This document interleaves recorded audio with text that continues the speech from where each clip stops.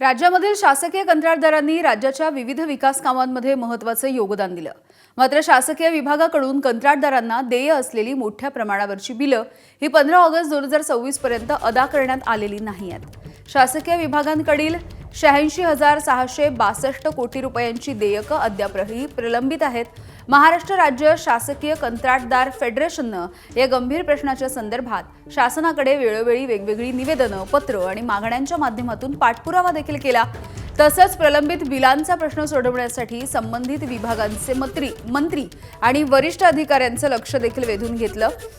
मात्र अद्यापही अपेक्षित तोडगा निघाला नाही। त्यामुळे अर्थातच कंत्राटदारांमध्ये तीव्र अशी नाराजी निर्माण झाली आहे। आज या सगळ्या विरोधामध्ये कंत्राटदार आक्रमक झाले आणि मुंबईमधल्या आझाद मैदानावरती त्यांनी आंदोलन देखील सुरू केलेलं आहे।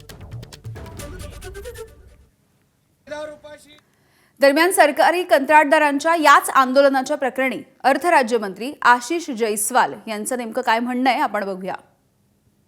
बघा, टप्प्याटप्प्याने सर्वांची देयके दिली जात आहे। आपण नवीन कामं मोठ्या प्रमाणामध्ये घेणं आता थांबवलेलं आहे, जेणेकरून जुन्या लोकांचे पेमेंट देणं शक्य होईल।